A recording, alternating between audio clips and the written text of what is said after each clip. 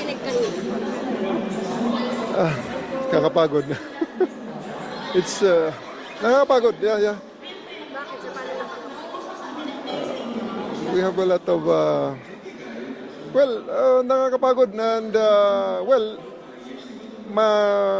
it's also a relief for us to be able to air our side to the media and to of course, to the Senate. Sir, na-pressure ba kayo dun sa tatlong senador? Yung paulit-ulit na appeal nila na umalis na po kayo dun sa KOJC po? Of course, there's always that effect on us. Sir, sorry. Pwede po bang para lang,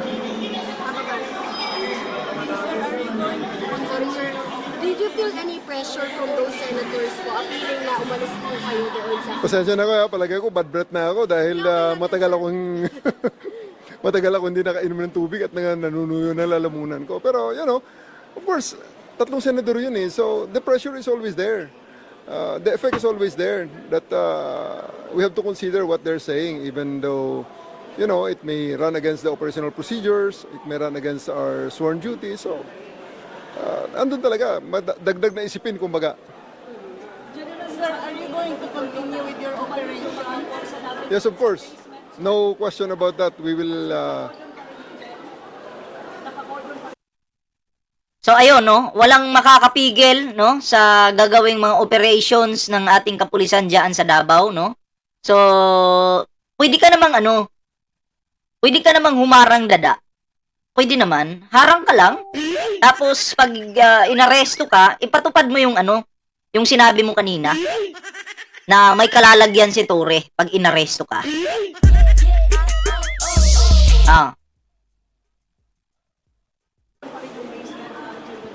Kanina open nakapasok ang mga media ron yeah, but we will continue exploring that place and we will cordon it again as the need arises. Sir, nagkasundo kayo sa Proton Relic? Napagkasundo niya ba? Hindi, ito walang, wag nyo ibuto si Bato, sabi ni Izuko Meldoria. Ito pag tumakbo pong senador, itong si Torre, nako, sasabihin ko talaga, isa ako sa bubuto dyan. At pag nanalo ng pagkasenador, si Torre, maganda-handa ka na ba to?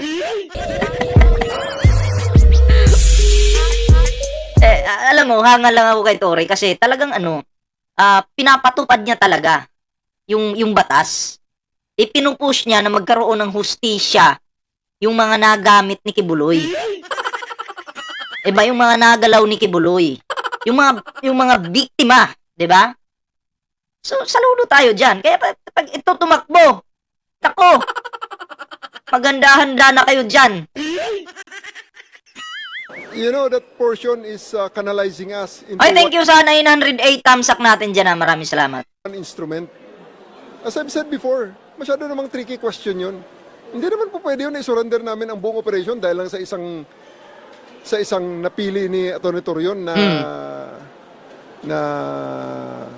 instrumento. So you're saying that you're afraid, sir, of that challenge by Atty. Torion? We have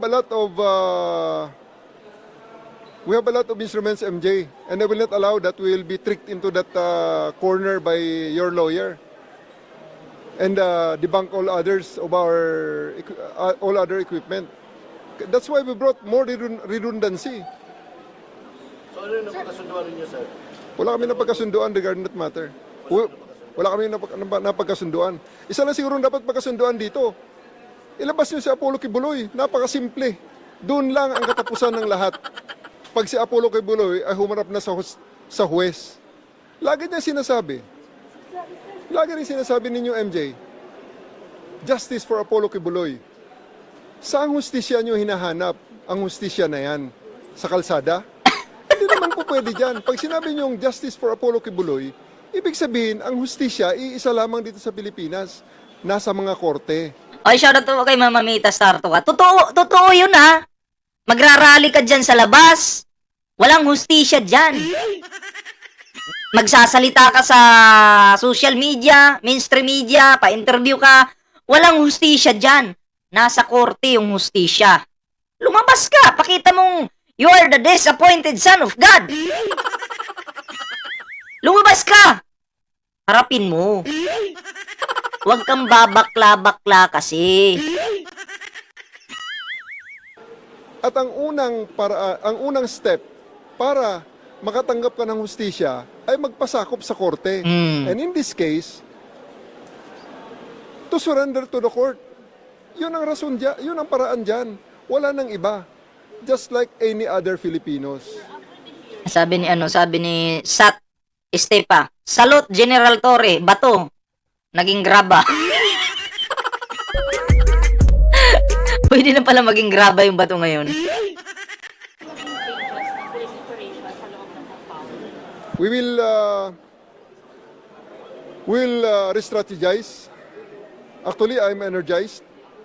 Yang mga lahat ng pinalalampas namin na obstruction of justice, aaksyonan na namin. Madadagdagan ang aresto, sigurado. Sir, are you going to continue the Sir, you said about hard arrest. As the Can need you expound on that? as the need arises, we will do whatever it takes. We will do whatever is needed to catch Apollo Kibuloy in that compound. Sir, regarding the obstruction of justice, continue the digging, sir? Would you be stricter sa... Yes, we will be. The search will be conducted on our own terms, not on theirs. Nakita niyo naman eh. Sir, can you expound lang yung sinasabi mong obstruction of justice pag hindi pa rin nakipag-cooperate yung hard arrest? You were saying about that. Can you expound on that? We will arrest anybody who obstructs the job of the policeman. Sorry, go.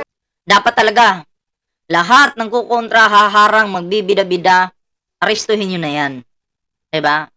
Oo, wag nyo na sigurong, wag na kayo magbigay ng awa. Kasi, unang-una, binababoy na kayo dyan eh. Tapos hindi, dapat wag nyong hayaan na kayo yung kakapkapan dyan. Oo, mabait lang kasi din si Torre. Mabait lang talaga. No? Hanggat maaari, ayaw niya ng gulo. Kaso inaabuso nitong mga kulto na to. Abusado. So dapat yun na yan, talagang pag humarang, arestuhin agad. Oo, bagay naman sila sa isang kulungan lang na parang sardinas ba, nasama-sama sila sa loob. Pwede yun. Diba, kasi parang ang kapulisan pa natin yung nagpapakumbaba sa mga kulto. No, wag ganun. Pakita nyo na kung dapat kayo. Dapat kung ginulo kayo, pusasan agad yan. Tangina. Salamat talaga kayo, mabait yung general. Kasi kung ako yung general, sabihin ko talaga, tangina talaga. Sabihin ko talaga, pag makita kita, sagpaunta ka. Diba, kung ako yung general, tangina, ipapatupad ko talaga yung yung lupit. Oo, kailangan may lupit ka. Kasi, kung ibibaby mo yung mga yan, ikaw din, no, ang mabababoy, mumurahin ka, wawalang hiyain ka, sisigaw-sigawan ka, tatarantaduhin ka. Hindi pwede yun. Kung ako, hindi pwede yun. Kaya inuulit ko, mabait lang talaga si Torre. Pasalamat kayo. Pero tandaan nyo, ang tao, napupuno din yan. Huwag niyong sasagarin si Torre. Are we expecting casualty? We are. We don't have any other information that states otherwise. All the information that we have right now, nandyan sa loob. Sir, honestly, yung nag-obstruct, Sir, are are we you expecting going to casualty on continue that? with the digging? As the need arises. Hindi, may nahuli na yung kapulisan natin. Oo. 21 piraso ba yung nahuli? Hindi ko updated kung ilan sila. Basta may nahuli na. So, nakapag-piyansa naman sila per head, 75,000. Pero yung mga yun, sinampahan na po ng kaso yun. Oh, sino pan susunod? Gerald Samson, shoutout ah.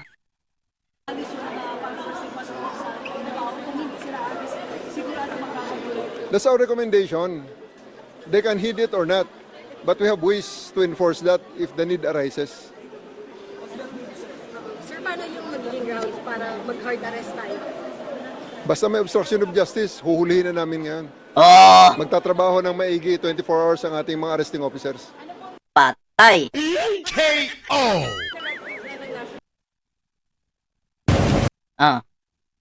Dada, humarang ka na! Magbida-bida ka na, Dada! Nagbanta-banta ka pa, ha?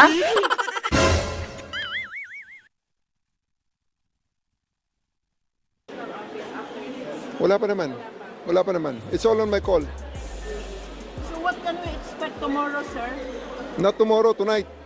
Tonight, so are you going? So naging walang silbi pa yung hearing natin today, sir? Meron naman. We're very thankful for the initiative of the Senate of calling this hearing. It allowed us to air our side, which for the past 2 weeks is not heard because there are ethical restraints, there are legal restraints, and now we're able to freely show you what challenges we're facing every day. Kasi parang baliwala yung mga appeal ni Senator Mark. Hindi naman sa baliwala. Of course, we consider the appeal of the good senator. We consider the appeal of the good senator. It's an input in the way we move forward in these operations. Sir, as to the number of the police inside, It will be always dictated by the operational needs and the operational conditions and the changes that will come over. sir, yung panawagan nilang access dun sa Cathedral, JMC, ano pong tugon niyo dun? Access naman, hindi naman. Dramatics na lang yun eh. Kasi at to this point, pumunta kayo sa Cathedral. At makikita niyo mga abogado nila doon nagbabantay sa lahat ng aming ginagawa. Diba? At saka sa dramatics na pinipigilan ng media. Kayo Okay, nakakaalam. thank you guys, sa 960 thumbs up natin dyan, ha? You know the answers. Pag akong tanungin nyo, the media is everyday welcome in KOGC. However, Oo. Ang media, welcome po talaga sa KOGC. Kaya nga lang, pag ang binabalita na ng sa mga kanya-kanyang stasyon, hindi agree yung KOGC sa mga binabalita, bias daw sila. Oo. 'Di ba? Ang gusto siguro ng KOGC, kampihan sila, mga inutil talaga, mga bobo. Mali kayo tapos kakampihan kayo. 'Di ba? Eh, tingnan nyo. Kasi kung magiging bias yung ibang diyan, yung ibang nagbibigay ng balita, matatanggalan sila ng prangkisa. Tingnan niyo yung nangyari sa inyo, isiminay.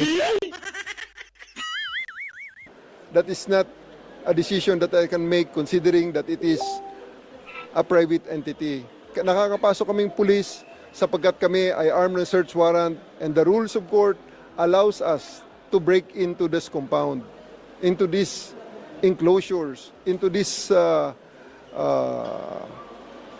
areas.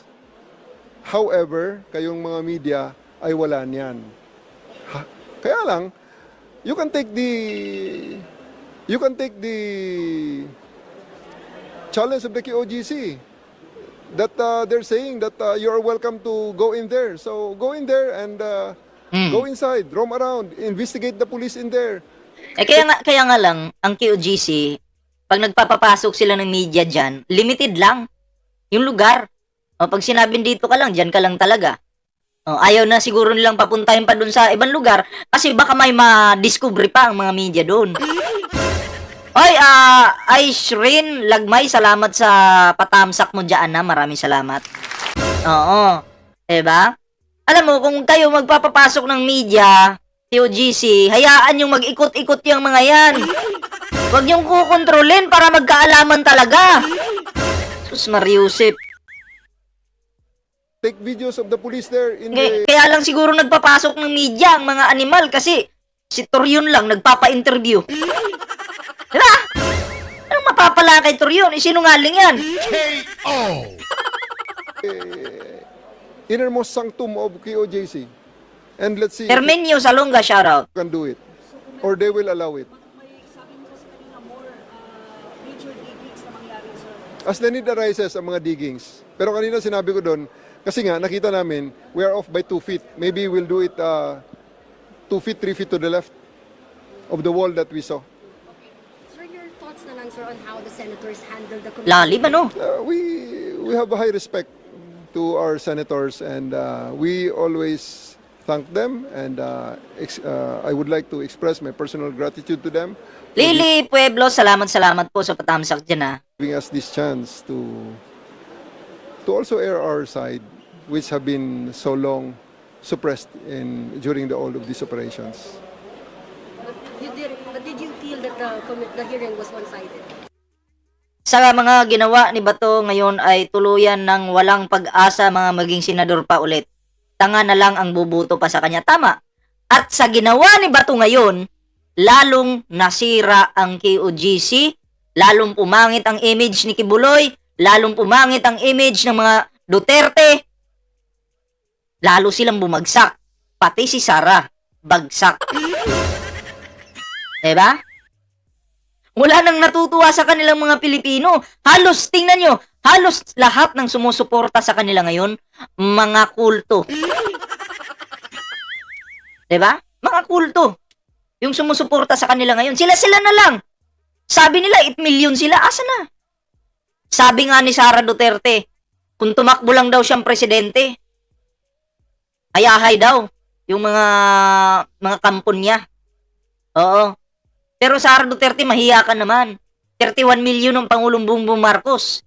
Ikaw 15 million ka lang. Hindi ka nga nangalahati eh.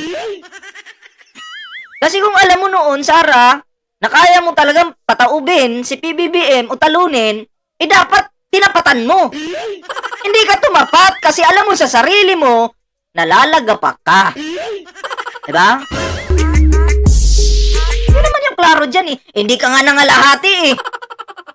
Tapos ipapalabas nyo na ikaw yung nag-promote kay PBBM. Wow, ang 15 million magpo-promote sa 31 million. Nahiya naman ako sa'yo. Nakakahiya si Sara. No. We were given a chance to air our side. The good senator had been very good to us. They gave us the chance to also give our presentation. Hindi. Si PBBM, 31 million. Si Sara, 15 million. Ay, napakalayo. 16 million yung hahabulin pa ni Sara dun. Diba? Eugene Empreso, mega love shoutout. Pero sir, di ba nag-huddle kayo for a minute? Anong nangyari doon? Sa usapan niyo doon? About the tunnel thing? It's not about the tunnel, it's about a single instrument, which I do believe is canalizing us and limiting us to a single instrument, considering that we have brought in lots of instruments that they don't want us to use. I don't think that's really fair, or that I don't think that's wise. And again, that is another demonstration of, again, them insisting their way. Sir, gano'n pa ito katagal? Hanggang sa mahuli si Apollo Kibuloy. Hanggang sa pagbabalik ni Apollo Kibuloy. Ayun. O, ayan na. Hanggang sa pagbabalik ni Apollo Kibuloy. Okay, so magbabalik yan, lalabas ng lupa yan. So, isa lang naintindihan ko dito, hindi sila aalis dyan hanggat walang nahuhuli. Dapat nga, ang gobyerno na ang humawak sa lugar na yan. Dapat mapunta na yan sa gobyerno. Kasi bakit? Nakitaan sila ng mga ebidensya dyan eh. May mga witness pa na talagang may naabuso dyan sa lugar na yan. So dapat, gobyerno na ang humawak sa lugar na yan. Kunin na ng gobyerno ang KOGC na yan. Kasi kung hindi makukuha ng gobyerno yan, patuloy po ang pang-aabuso dyan. Maniwala kayo sa akin at sa hindi. Mangyayari at mangyayari yan. So dapat, buwagin yung grupo na yan. Diba? Basagin yung grupo na yan. Para wala nang maabusong mga minor, mga inosenteng tao. Diba? Dapat lang talaga. Yun yung gawin ng ating mahal na Pangulo. At ng mga sumusuporta sa ating mahal na Pangulo. No? Kaya eto na yung nakikita ko. Hindi aalis ang kapulisan dyan hanggat hindi nahuhuli si Kibuloy. Mga ari-arian ni Kibuloy, bank accounts ni Kibuloy, naka-freeze na yan. Dapat, etong kingdom na to, gobyerno na ang umawak niyan. Oo. At yung simbahan kuno nila, na pinagsisimbahan, gawin ng ano yan? Gawin ng, ano ba yan? Palaruan. Kasi hindi naman totoong simba yung ginagawa nila eh. Demonyo yung sinasamba nila. Dapat hatiin na yan. Pagawa na yan ng mga Ano bang, pwedeng basketball court? Kasi hindi naman kasi sila hindi naman Diyos yung sinisimba nila diyan o sinasamba nila diyan. Oh, demonyo ang sinasamba nila diyan. Dapat yan buwagin. 'Di ba? Kung ako lang yung presidente, matagal ko nang ginawa yan. Anyway, yun lang po yung ating live ngayon.